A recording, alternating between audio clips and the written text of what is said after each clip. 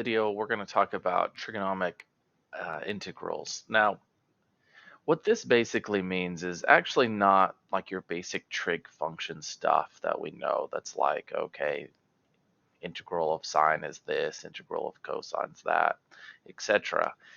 Instead, it's going to involve dealing with things that are trig functions, but they're like multiple trig functions.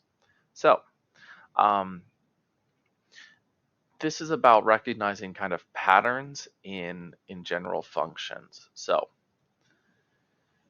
essentially, sometimes we have integrals of kind of trig functions that are just powers of sines or cosines or some combination of the two. So um, essentially, in those forms, when they're in powers of sine, rather than just being a sine or just a cosine, um, if they are powers of sines and cosines, so like sine cubed and cosine to the fifth, basically we can't solve them in that form until we rewrite them. So in order to do that, we're going to use our trig identities we've used in the past, um, and uh, and kind of break them down by group. So essentially, depending on the situation, we're going to utilize our Pythagorean identities or kind of our half angles. Those are the two that we use the most when dealing with our sines and cosines. So essentially, if we have sine or cosine and they're raised to some odd power, so if you look here, we have sine to the fifth and cosine to the second. So our sine here is raised to the fifth. It's an odd power. The sum total of this is some odd power. Basically, if we have something that's an odd power, then we're most likely going to be utilizing our Pythagorean identities. So one of these things here. And we're utilizing those so that we can essentially write everything in terms of a single thing. So either sines or cosines. We also need to keep in mind that if you think about it, if we chose u, I lost my writing. There we go. U is like sine of x. Keep in mind that du would be cosine of x. So essentially to use some kind of u sub, because we're going to use some sort of u sub, um, we would need to kind of keep a cosine. So u equals sine x isn't going to really work for us because we would keep one cosine, but we'd still have a remaining cosine, and we wouldn't be able to replace everything. We could replace all the sines with u's, and we'd get rid of one of the cosines for a du, but we wouldn't get rid of the other. So using sine here as our u would not be the correct move. So instead, if we said like u is cosine of x. Now, the benefit of this is that the derivative of this du will be negative sine x. Now, we have a sine. We actually have 5 sines, but that's actually really good because one of them will be used in our du. So we'll have essentially, if we reserve that, so if we pull out one of them, also we need a negative, so we'll put a negative in sine x. So this is reserved for our u sub. We have our dx here. We have sine to the fourth left behind, and we have cosine squared. But again, our u is cosine, so we could write that as u squared.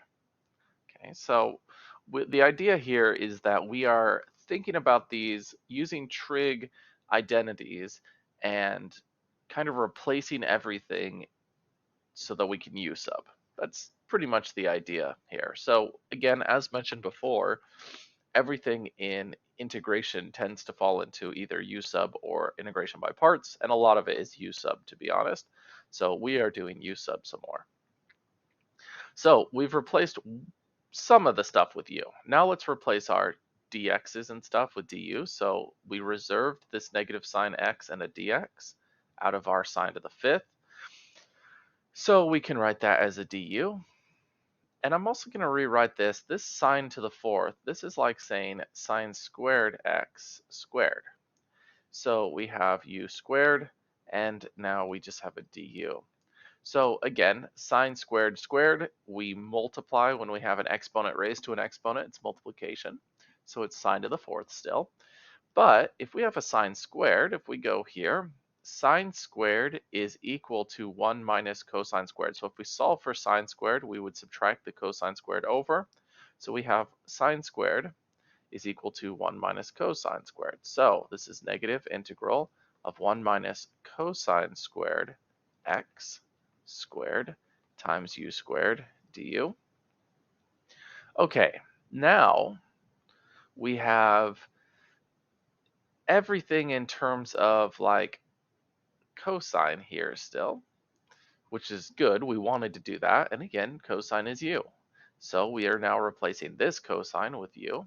So we have negative integral of 1 minus u squared squared times u squared du. So now we have no more x functions. It's just u's, which is good. But in this form, we still can't integrate it. So what we're going to need to do is we're going to have to FOIL and distribute. So we'll FOIL first. So 1 minus u squared squared is going to be 1 minus 2u squared plus u to the fourth times u squared du. And again, still in this form. I mean, in this form, I guess we could pull off a integration by parts, I'm sure, but that would be way too much work. We're going to distribute this. So we have negative the integral of u squared minus 2u to the fourth plus u to the sixth du. And now we have a function written entirely in u's, and they're just power rules, so we can integrate each individually. The integral of u squared, we still have our negative. U squared would be u cubed over 3. The negatives, it would be a positive. 2u to the fifth over 5. This is a negative. U to the seventh over 7 plus c. So we are now in terms of u, but we have integrated it. So now we have to replace our u's back with what they are, cosine x.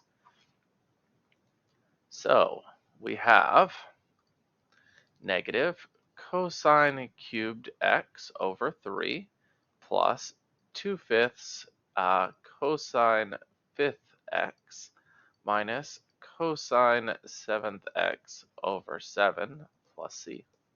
And that is our function. So again, the idea here is that essentially when we're paying attention to like odd powers, we use Pythagorean identities. Essentially, the idea here is that pairs are easy. Pairs can be replaced with, so if we have like a cosine squared, or in this case, a sine squared squared, we can replace any of those with the Pythagorean identity into the other. So we can write them in the other form. The idea here is to write everything into cosines except for the one negative sign we want to reserve for our du.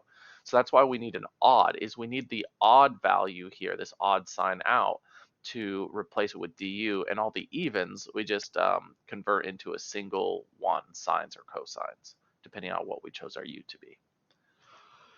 So let's do that again. Okay, so again we have a cosine to the 6x sine cubed x dx. So in this case, again, we have an odd one out. So if we chose like cosine to be our u, our sine will have will be needed for our du, and that will take care of the odd here. So we're going to choose u to be cosine x. So that means then that du is equal to negative sine x dx. And again, we have like a sign here available. So we'll create a negative again, negative sine x. I'm going to just like prepare. So what's left behind is sine squared x and a cosine to the 6x dx. Now, as mentioned, cosine is u, so we could have replaced that as well. Sine squared, well, we can replace that in cosines. So that's good. We're going to go ahead and do that. We have negative integral. So negative sine x and a dx becomes a du. Sine squared, well, we don't want it in sines, we want them in cosines. So again, sine squared is 1 minus cosine. So we're going to write that as 1 minus cosine squared x. And our cosine to the 6x is going to be our u to the 6th. So Now we need to replace our cosine with u. Negative integral of 1 minus u squared to u to the 6th du. And again, same thing. We're going to go ahead and distribute this. We get negative integral of u to the 6th minus u to the 8th dx. And now we can integrate this thing. The integral of u to the 6th, that's going to be a negative u to the 7th over 7 plus u to the 9th over 9 plus c. And again, we replace our u's with what we had, cosines. So we have negative cosine 7th x over 7 plus cosine to the 9th x over 9 plus c. Okay. So now let's talk about what happens when we have even powers of sines or cosines. So if we have something like this, sine squared 2x, okay? When we have even powers, the problem with it in this form is that basically, if we chose the only thing we have here, u is sine x, or in this case, u of sine 2x, the derivative du would be cosine 2x times 2. The 2 is easy, but cosine, there isn't a cosine here. So it's not really going to work for us. We don't have nice pairs to, like an odd one out to use for our u sub. In fact, in this case, we don't have any cosine to work with. So what we have to do is we go to our half angle formulas. So if you notice the half angle formulas up here, the squareds can be written as something to the just a singular power. So we're going to do that. So in general, we try and create odds if we don't have them. So we use our half angle formulas to replace our like an even power with some odd power. So sine squared is 1/2 1 minus cosine, okay? So again, our sine squared theta is 1/2 1 minus cosine 2 theta. This is the half angle that we're using. And the thing to keep in mind is that it's 2 times whatever your like sine squared was. So in this case, we have 2 times 2x. So that is going to be the integral of 1/2 times 1 minus cosine of 2 times 2x, which would be 4x dx. So we've now replaced this thing with like an odd power. Okay, so now we're going to distribute, or we can pull this out. I guess that would probably be easier. I'm going to distribute eventually, but whatever. 1 minus cosine 4x dx. So now this has been split. We can split this at the subtraction. So we can integrate this thing. So the integral of 1 with respect to x, notice we use no u sub here. It's just simply replacing it. So sometimes we don't have to use u sub if we can rewrite it in a way that we just have like a singular power. So that's 1/2 times x minus 1/2 times the integral of cosine of 4x dx. Now, again, something like this, we could use u sub for if we need, but when it's just a linear, it's not really all that hard for u sub of it. But if you were using u sub, you'd say 4x equals u. Okay, the integral of cosine is going to be sine. So we have 1/2 x minus 1/2. We have sine of 4x, leave that alone, divide by 4. Let's see. So we get 1/2 x minus sine 4x over 8 plus c. All right, so again, if we see an even power, like even powers, we need to use the half angles. Let's try another one. Cosine the 4x. Okay, so if we have something like this, again, essentially we're trying to create some kind of odd. So we have cosine squared is 1/2 1 plus cosine 2. So again, cosine squared theta is equal to 1/2 1 plus, this one's plus cosine 2 theta, something like that. Okay. So if we were to rewrite this thing in terms of um, integral of cosine squared x squared dx, right? Then we can rewrite our cosine squared here and essentially create like multiple squared. So essentially, because this is a cosine, if this was like a sine, sine squareds can convert into cosine squareds.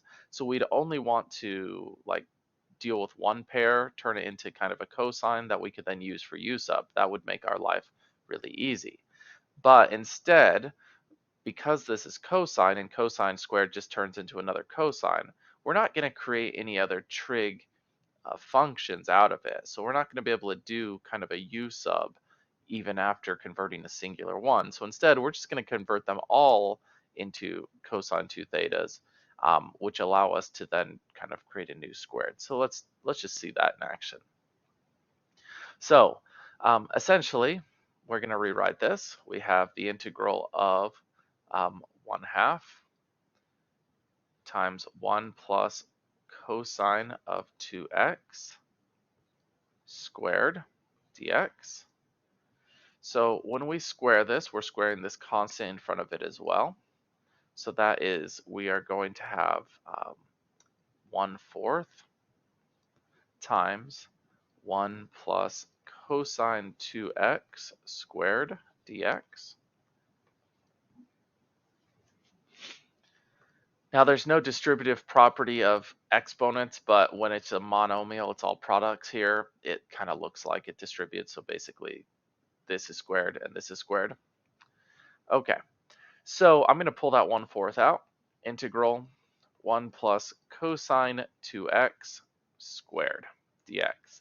Okay, now what we want to do is we want to distribute this, or FOIL, I guess. Because again, in this form, if we chose like the inside here to be our u, we would need a sign. So we don't have that. So we're going to try to FOIL this.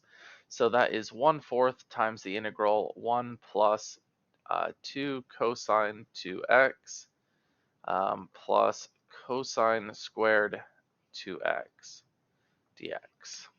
Okay, now we can integrate this and this, but we can't integrate this because it is another squared. So we need to use our cosine squared to rewrite this one again. So we'll go ahead and do that before we do any integration. Okay, so again, this is going to be 1/4 times the integral of 1 plus 2 cosine 2x plus, instead of cosine squared, we're going to write it as 1/2 this, but again, keep in mind that this is a 2x now, so we have to multiply it by 2. So we have 1/2, 1 plus cosine of 2 theta, 2 times 2x is 4x dx. Okay, so again, all right, so now we have replaced all of our even powers with just down to just a 1 power. So this is now something we can integrate. 1/4 integral of 1 is x, so it's x over 4. Cosine, integral of cosine, well, let's just say plus 2 over 4. Cosine, oh, excuse me, integral of cosine is going to be sine 2x. And again, we could potentially use u sub for this, but we just know it's divided by 2, power inside, or the coefficient inside. Plus, I'm going to kind of split this up a little bit. So this would be the integral of, this is 1/4 times 1/2, that's 1/8 of 1 plus cosine 4x dx, something like that. So I'm going to do this portion separately, just because I need to FOIL it first to feel more comfortable in my numbers. So 1/4 times 1/2 is 1/8, and it's the integral here. So the integral of 1 is again, x. And we have plus 1/8. Integral of cosine is sine of 4x over 4. Again, same thing, u sub if we need, plus c. So we have x over 4 plus, this would be 2/8 or 1/4 sine 2x plus this thing, which we can do a little bit more cleanup on. So x over 4 plus sine 2x over 4 plus x over 8, which we could combine, plus sine 4x over 32 plus c. So the only thing we could do here is, if we think about this as 2 over 2 multiplying in, so this would be a 2x over 8 plus x, we could write that as a 3x over 8 plus sine of 2x over 4 plus sine of 4x over 32 plus c. Okay, so again, it kind of just depends on what we're trying to do. If this was like a sine to the fourth, as mentioned, we could just replace maybe one of them potentially and use that as a substitution. The problem with it though is if we do that, we would create like a cosine 2 theta, and the derivative of cosine 2 theta would not be good enough for us. We would have like a sine 2 theta. So that might not be good enough. We'd probably just continue breaking it down much like this one. But it kind of just depends on the problem. So sometimes you might just convert everything into um, the other one using half angles, or you might just convert one. It kind of just depends on what we need to do. All right.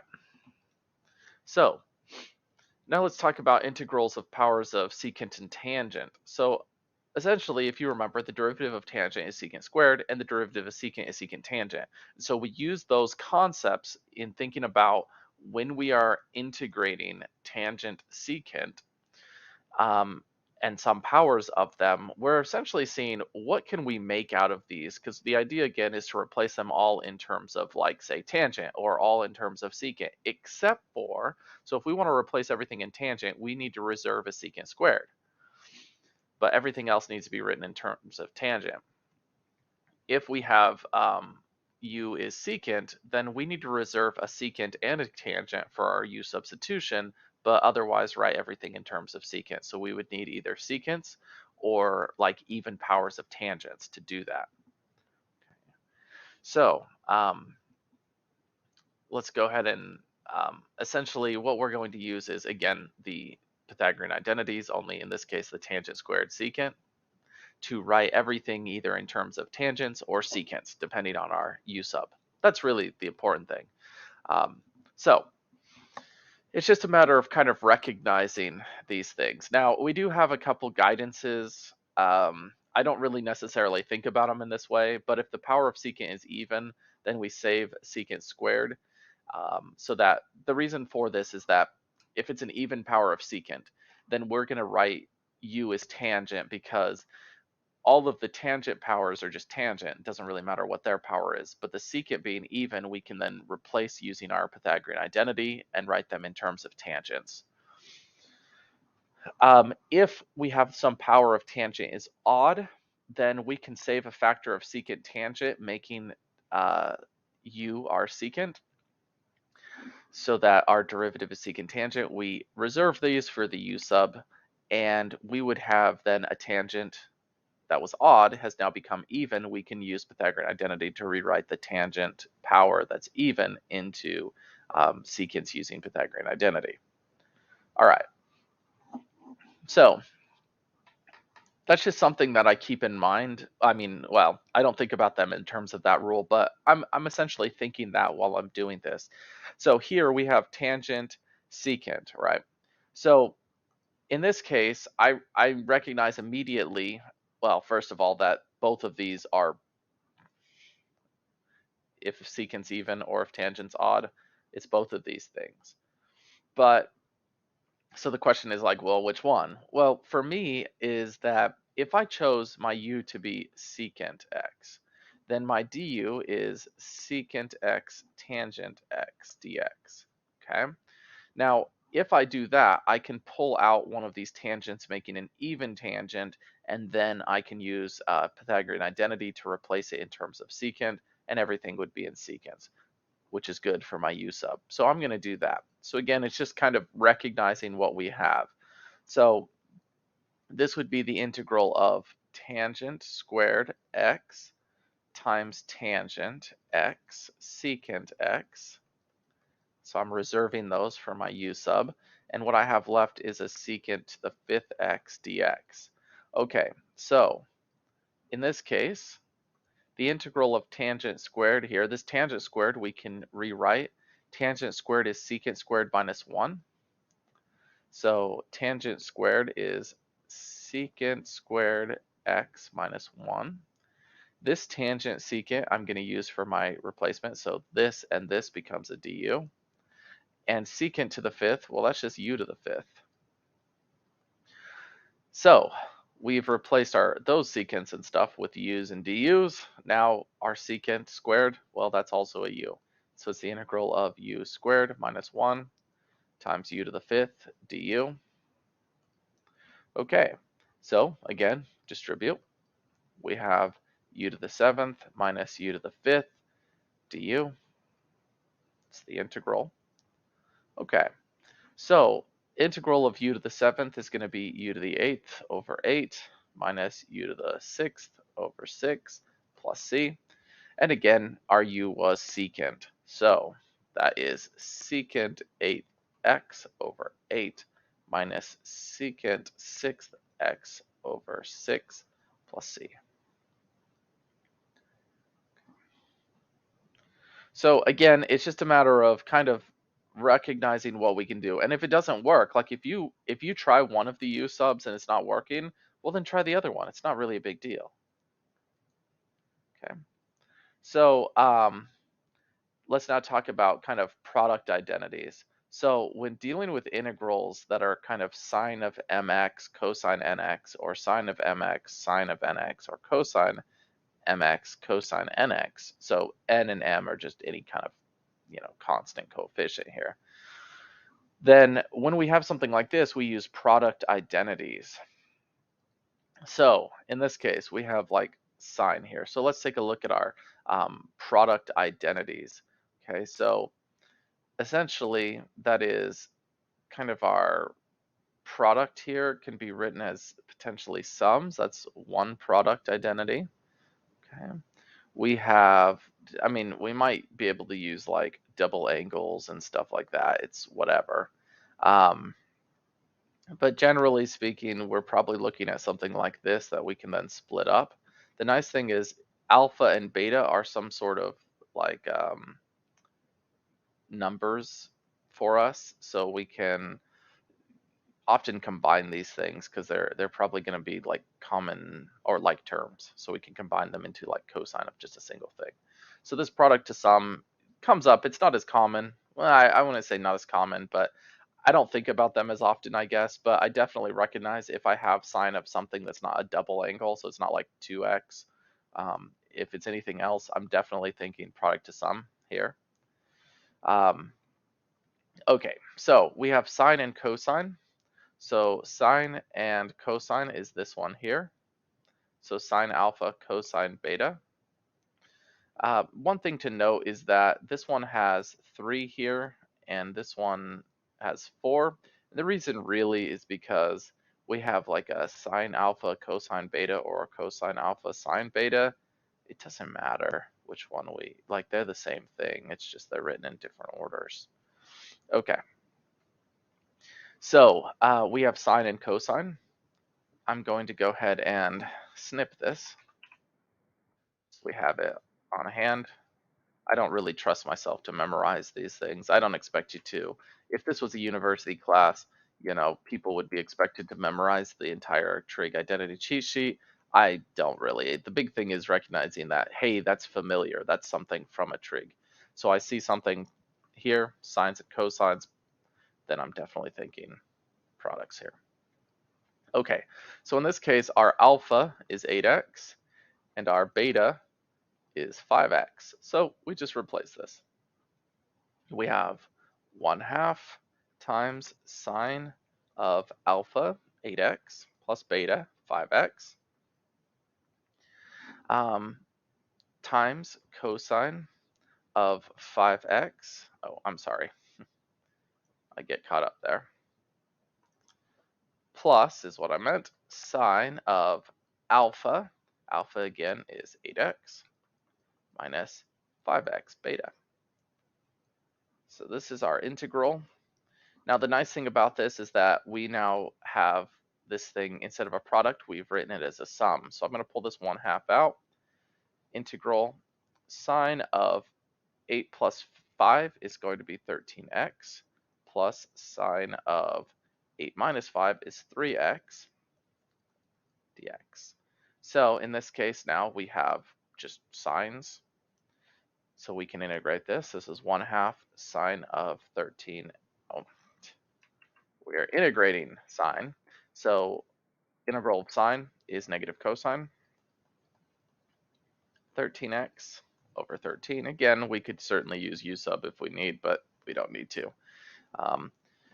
Plus 1/2. Again, integral of sine is negative cosine 3x over 3 plus c. Okay, so simplifying this a little bit, negative cosine 13x over 26 minus cosine 3x over 6 plus c. Okay, so again, the ideas here is that if we see sines and cosines that are sine of some constant coefficient of x and some constant coefficient of x inside here, essentially we're thinking we're using the product to sum formulas. Otherwise, if we see like sines and cosines raised to powers or tangents and secants raised to powers, then we're using oftentimes the Pythagorean identities, unless we have some even power of sine or cosine, in which case we're using half angle. Sometimes we use the half angle of tangent, but this is not nearly as common, this use. So again, it's just a matter of recognizing those things and trying to do u sub. So as mentioned, u sub isn't going away, and we're often using that u sub. And in fact, this is not going away. We use this in our next section. This is kind of just like a halfway point where we will write them in terms of like tangents and secants or sines and cosines, and then we use the trig substitution to deal with them. Anyway, that is our trigonometric integrals. Thanks for watching.